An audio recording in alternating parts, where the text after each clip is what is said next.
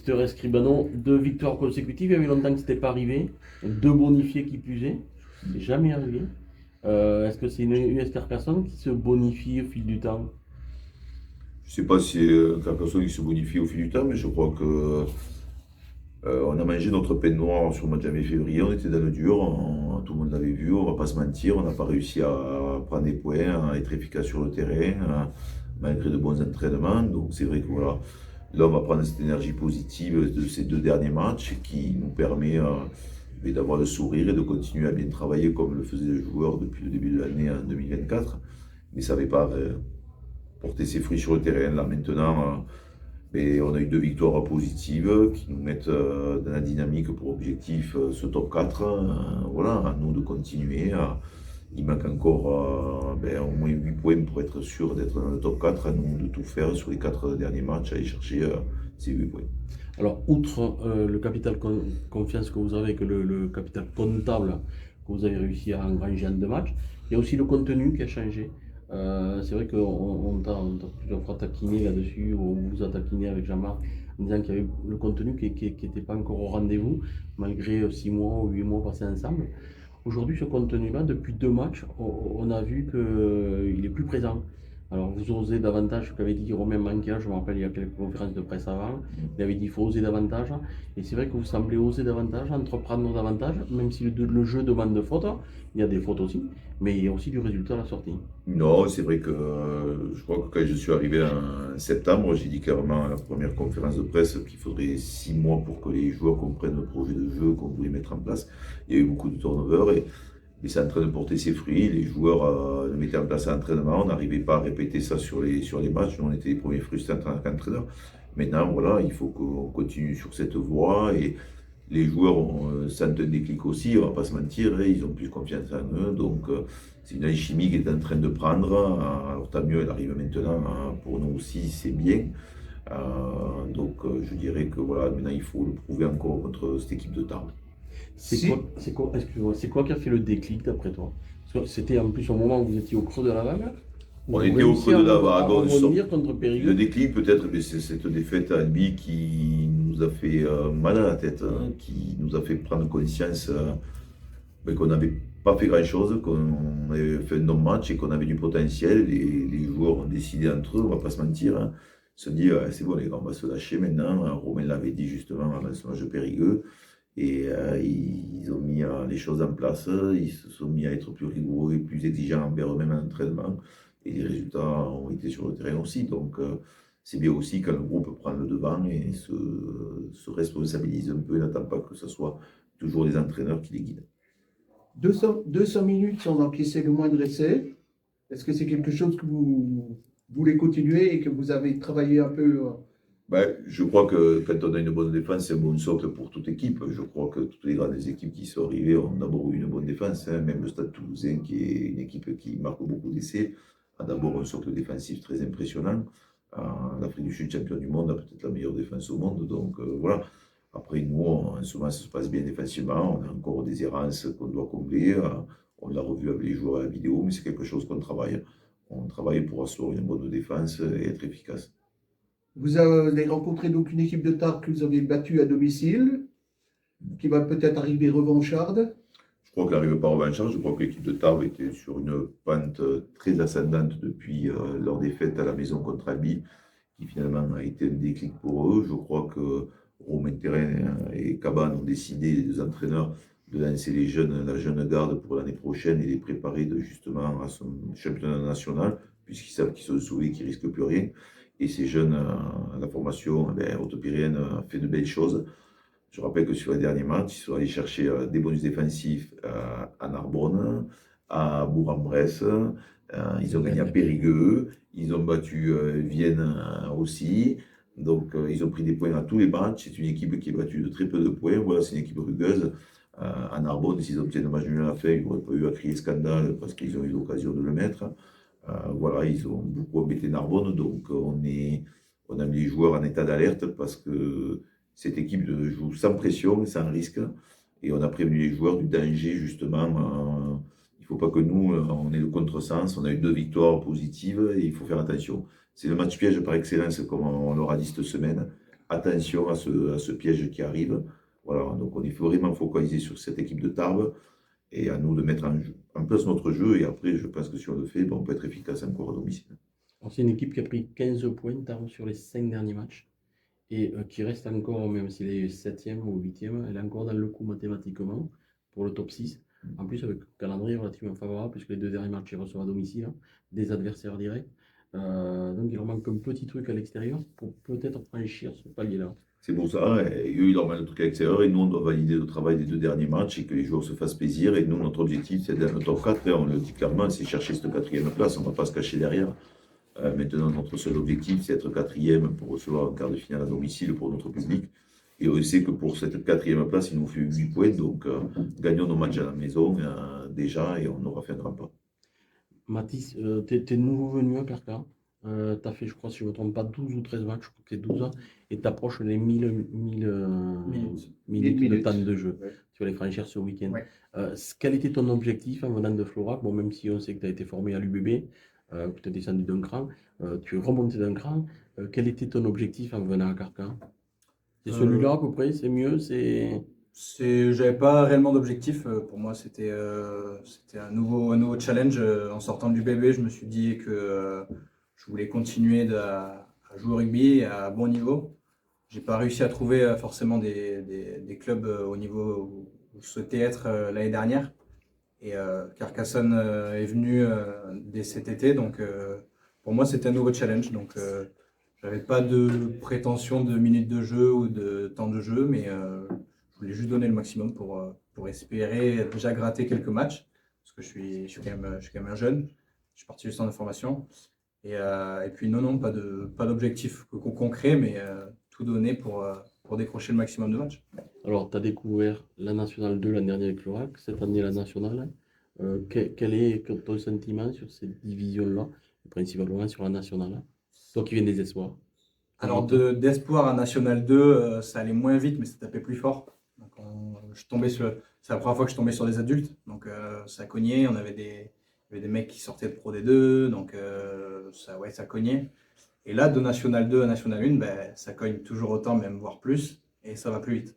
On retrouve la rapidité de jeu des espoirs, même plus, et ça cogne un peu plus. Donc là, je sors plus mâcher des matchs après cette année.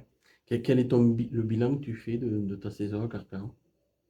Je suis plutôt content, j'ai beaucoup de temps de jeu, donc je suis plutôt content. Et maintenant, à titre perso, je pense que ça va avec l'effectif et le groupe. Il faut aller chercher quelque chose au bout et j'en tirer des conclusions à la fin d'année.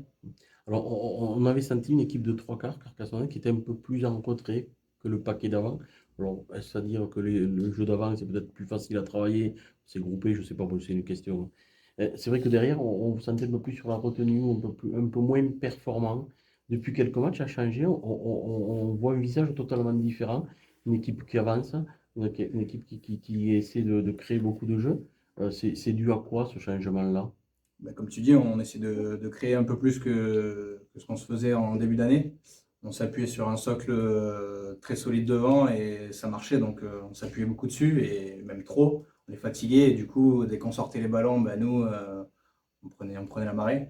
Mais là, depuis quelques matchs, ouais, on essaie de produire du jeu et bien sûr, c'est en produisant qu'on arrive à sortir des bons matchs. Et quand on sort pas de combi ou quand je veux pas jouer de ballon, quand on les joue pas, on peut pas sortir des bons matchs. Donc c'est pour ça qu'on s'appuyait devant et derrière, depuis quelques matchs, ouais, on commence à se réveiller. Ouais. Il serait temps. Et Eric, vous sortez de 2 matchs bonifiés. Quand on est entraîneur, est-ce que c'est compliqué de préparer l'équipe ou de donner la composition d'équipe pour le week-end suivant? Parce qu'on doit être partagé entre le fait de se dire rien leur demander de plus, ils ont fait le maximum. Et de l'autre côté, si on change un ou deux joueurs, il va falloir justifier aussi, c'est compliqué. Non, vous verrez la composition, on n'a changé qu'un seul joueur, donc on est resté sur une certaine logique depuis 3 matchs, le troisième match qui va arriver. Non, il y a encore beaucoup de choses à améliorer. Hein. Je le disais, défensivement, on a des carences la semaine dernière. Si on prend des essais, ça aurait été logique parce qu'on s'est trouvé. Et offensivement, on a des petits détails à régler encore pour être un peu plus de folie dans notre jeu. C'est ce qu'on a demandé un peu aux joueurs, d'être plus efficaces dans ça. Voilà, il y a un peu plus de rigueur sur sur ce dernier geste, cette dernière passe. Je crois que c'est vraiment notre axe de progrès à l'avenir. C'est ce petit geste qui nous manque par moment et donc un peu plus de concentration. Alors, on a une équipe jeune qui fait que par moment, la concentration n'est pas toujours au top niveau. Mais ils le savent, des garçons comme Mathis, comme Gabin, comme Clément, ont besoin de cette concentration dans 80 minutes pour nous apporter l'efficacité maximum. Est-ce qu'on peut dire que tu as trouvé ton équipe type, ou ton groupe type? On va dire un groupe, parce qu'on a trouvé un groupe qui est peut-être type équilibré. C'est aussi la forme du moment qui fait qu'on a toujours fonctionné comme ça avec Jean-Marc sur la forme du moment. Et ces joueurs sont en forme en ce moment. Et cet équilibre et performance ça apporte une certaine stabilité et peut-être une meilleure gestion du jeu. C'est une réalité aussi. Voilà. Alors, on sait que vous êtes appuyé pour la constitution de ce groupe en l'intersaison sur des joueurs cadres, hein, sur des vieux grognards. Je pense à Romain Mankia, à André Bozaké, à Etienne Erjean, Carbou, etc. Aujourd'hui, on voit de plus en plus de jeunes pointer le bout de leur nez. On a vu le petit Arnold qui fait ses matchs, on a vu le petit Moreno qui fait ses matchs, on a vu le grand Mathis Barca qui est aussi. On a beaucoup de jeunes de 21, je regardais 21, 22 ans, 23 ans. Autant devant, c'est compliqué de se révéler en 26, 27 ans, mais il y en a quand même qui pointent le bout de leur nez et auxquels il va falloir faire attention. Et derrière, c'est aussi le cas. Donc, tu arrives à avoir un amalgame entre anciens et nouveaux qui commence à se construire et qui donne quelque chose d'intéressant. Quelque chose d'intéressant, il y a une bonne harmonie entre eux, surtout entre les anciens et les jeunes dans le vestiaire. Voilà, ils ont appris à se connaître et à connaître aussi la nouvelle génération de jeunes qui est différente d'eux. Voilà, ils ont un mode de fonctionnement qui est différent, mais je crois que c'est la société qui est faite comme ça. Mais je crois aussi que ces jeunes, Mathis disait très bien, il a la chance d'avoir joué à Florac l'année dernière en National 2, mais ces joueurs ont découvert ce que c'était la nationale, la dureté, les impacts physiques. Ils arrivent de ce championnat espoir qui est un peu, qui est très bien pour le jeu folklorique, mais le combat, le choc, ça existe avec des hommes. C'est pas qu'ils sont pas des hommes, mais voilà. Et donc ils apprennent ça. Et je crois que ces garçons qu'on a cités, que ce soit Bousquet, Dreno, Moreno, Mathis, même Clément, qui avait un peu joué, mais qui sortait vraiment des espoirs de Toulon, mais ils sont confrontés, Gabin, à ces chocs. Et voilà, et il a fallu 6 à 7 mois pour qu'ils y arrivent à comprendre la difficulté. Ils pensent, et c'est pas leur en vouloir. Je crois que c'est le système français cette formation qui faisait qu'on leur fait croire que quand ils arrivent en espoir, d'espoir en national, ils vont survoler, ils vont être titulaires, ils arrivent de Pro D2, de Top 14. Et c'est pas leur faute, c'est le système qui fait comme ça. Et à l'arrivée, ils tombent de haut, donc ils ont cette chute où ils n'enchaînent pas les matchs, ils le prennent en plein dedans et après ils remontent. Et voilà. Mais ça fait partie de la vie, c'est la formation, c'est comme une entreprise. C'est pas parce qu'on arrive avec un super diplôme qu'on est efficace comme les anciens au tout début. Alors, tu nous disais régulièrement, tu nous as rabâché sur une conférence de presse qui fait là pendant 6 mois à peu près pour voir, est-ce qu'entre 6 et 8 mois, tu t'es dit, oula, je vais changer, je vais dire 8 mois, ça commence à devenir long.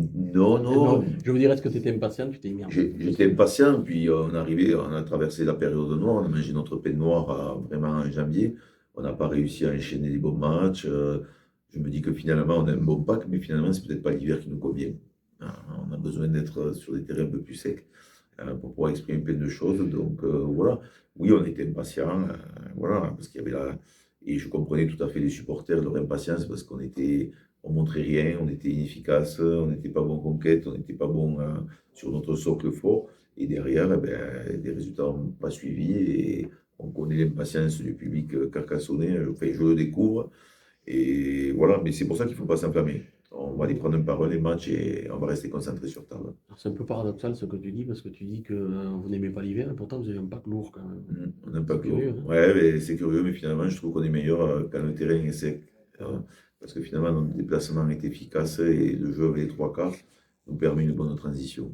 Alors, on a vu 2 matchs qui ont été très intéressants en termes de contenu. Le plus dur, c'est de confirmer.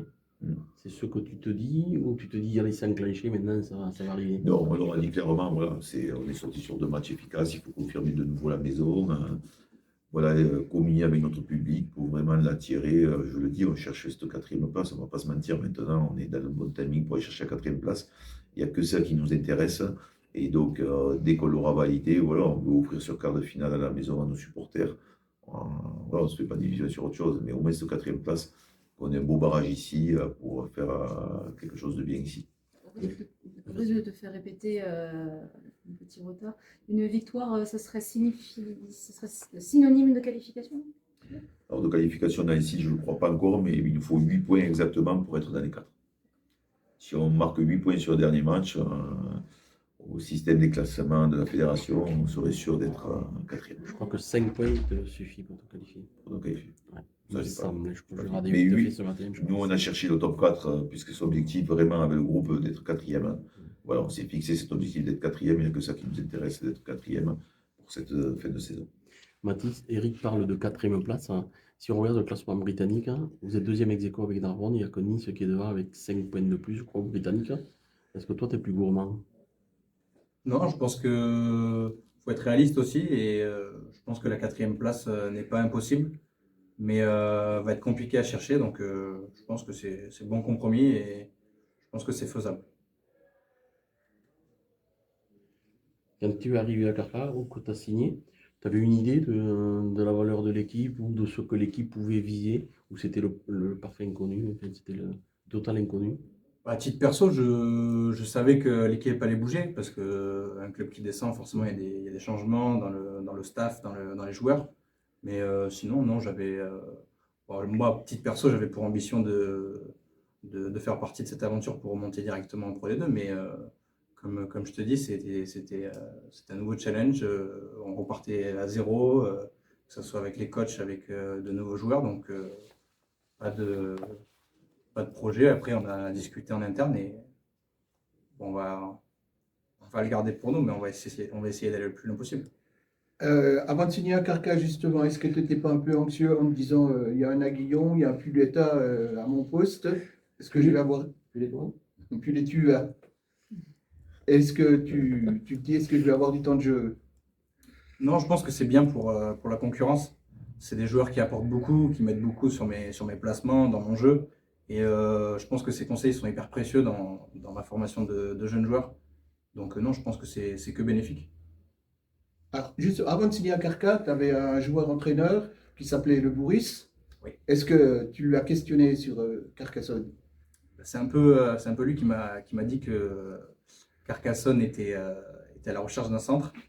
Et il m'a dit que c'était un super club. Enfin, comme il était joueur ici, il m'a un peu aiguillé et il m'a un peu poussé vers ce club. Ouais. Et tu avais l'agent de joueur qui était Sidor. Oui. C'est ça. Oui, c'est Oui, il m'a rejoint encore d'années. Daniel Piglioni aussi. Oui. Eric, comment s'est passée la semaine? Pas de blessés après le match à Vienne? Non, pas de blessés, une semaine d'entraînement, une semaine d'entraînement qui est courte, hein, quand on joue le samedi, quand on rentre le samedi dans la nuit, voilà, la semaine a été courte mais efficace, donc les joueurs se sont mis relancés, on tient ce mardi et bien ce matin, donc voilà, maintenant il faut aborder ce match. Alors Jean-Marc nous parlait de reprise la semaine dernière. Pour une semaine, il devait y avoir des reprises. Est-ce qu'il y a eu ces reprises-là espérées? Est-ce qu'elles ont eu lieu?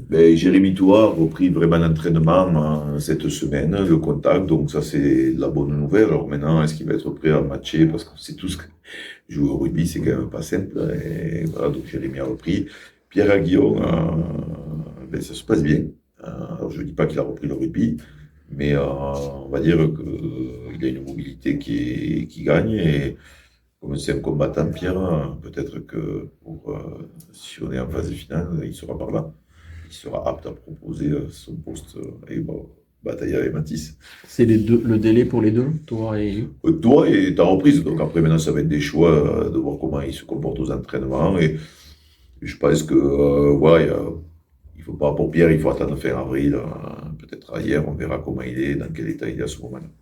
Le joueur qui joue au-dessus de 21 degrés, c'est ça? C'est ça, peut-être. Puis avec, dans le Gers, il joue au-dessus de 21 degrés. Tué.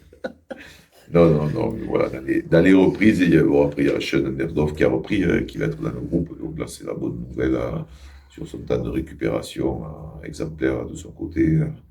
Mais voilà, quand on est sérieux, qu'on fait attention à son corps et qu'on le prépare, on récupère plus vite des fois. Au niveau de l'équipe, donc donc, en 1 Dédé, en 2 Raph Cargou, 3 Fabien Lorenzo, 4 Romain Mankia, capitaine, 5 Clément Fontaine, 6 Dreno, 7 Erjan, 8 Guyot, 9 Pichot, 10 Miché, en 11 donc Saki, en 12 Jordan Poulettois, 13 Mathis Barca, 14 Davre Latour, 15 Max Janet. Et au niveau des remplaçants, nous avons Baptiste Moreno, en 17 Flo Lorenzo, Valentin Cessé, Sean Anderdorf, Martin Landarou en 20, Clément Elisiano en 21, Corentin Bousquet 22 et Narmania 23, où Jacobadze aussi a repris complètement cette semaine. Voilà. Donc on dira que Tour et Jacobadze, voilà, c'est une semaine de reprise et petit à petit on va entrer dans l'effectif. Alors, un seul changement dans l'équipe de départ, c'est Clément Giziano qui passe sur le banc et Saki qui rentre. Comment on explique ça à un joueur après 2 victoires bonus? Je crois qu'on explique ça pour de trouver la solution aussi de pouvoir relancer un autre joueur ailier qui peut jouer ailier centre, donc de le remettre dans la course et la compétition. Je crois que Saki n'avait pas été, quand il fait son entrée après la blessure de Pierre Aguillon au centre, avait fait un bon match et donc voilà, je pense qu'il méritait aussi de rentrer dans l'effectif à ce moment-là. Donc c'était juste ça. Et puis Clément, finalement, maintenant, on va pouvoir dire qu'on fait un banc à 7-1, puisque Clément est remplaçant, donc j'ai un banc à 7-1 comme les Sud-Africains, prêts à affronter le pacte Harvey. Remplaçant en 3e ligne. C'est ça, et maintenant il est remplaçant en 3e ligne aussi. Bien, Merci, parfait. merci. Merci. Avant de filer, encore au risque de te faire répéter, Tarbes, c'est une bonne occasion, entre guillemets, une équipe de fin de classement, pour se qualifier avant la double contre Narbonne. Alors, d'abord, nous on ne parle que de Tarbes. Ce qui arrive après ne m'intéresse pas pour l'instant. Je penserai à partir du samedi matin. Et la chose, c'est que Tarbes, je le disais tout à l'heure, je ne connaissais pas les statistiques exactes, mais ils ont pris 15 points dans 5 matchs. Ils ont pris des bonus défensifs, ils perdent 2 points à Bourg-en-Bresse, ils perdent 7 points contre Narbonne. Donc une équipe dangereuse en ce moment qui relance beaucoup ces jeunes pour les préparer à l'année prochaine. Et on connaît la formation des Tarbais. Ils sont bons dans ça. Et c'est des jeunes qui ont les dents longues, qui plongent partout. Quand on voit le match de Narbonne, c'est des chiens galeux qui étaient partout sur le terrain. Donc j'ai peur qu'ils arrivent avec le même état d'esprit. Donc à nous d'être très sérieux sur les phases de ruck.